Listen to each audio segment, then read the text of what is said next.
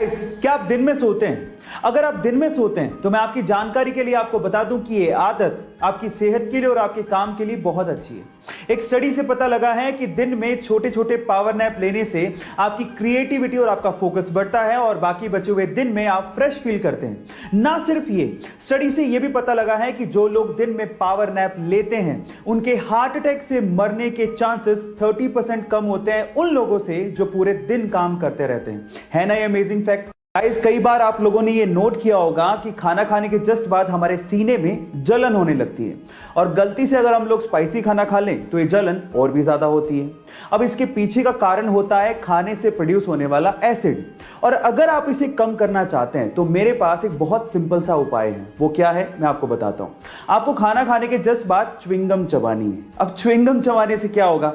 देखिए, च्युइंगम चबाने से सलाइवा पैदा होगा जो कि बेसिक नेचर का होता है, जो कि आपके बॉडी के अंदर जाएगा और खाने से प्रोड्यूस होने वाले एसिड को न्यूट्रलाइज कर देगा और इस तरह से आपकी जो जलन हो रही है, जो ये प्रॉब्लम है, वो कम हो जाएगी।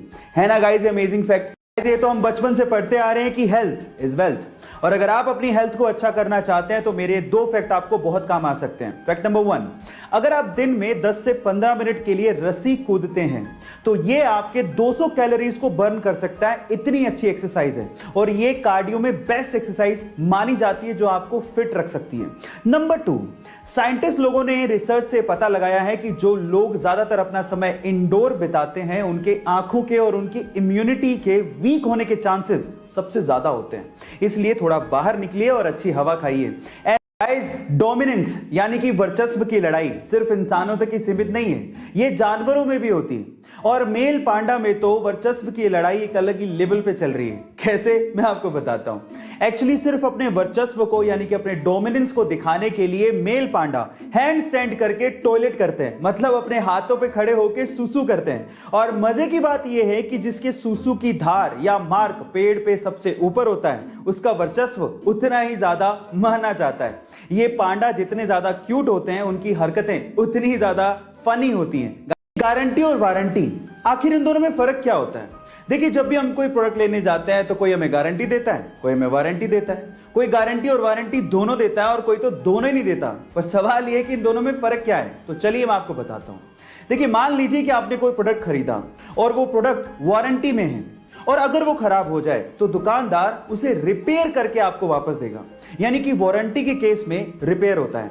लेकिन अगर वो प्रोडक्ट गारंटी में है और फिर वो खराब हो जाए तो दुकानदार उसे रिप्लेस करके आपको वापस देगा, यानी कि एक नया प्रोडक्ट आपको मिलेगा।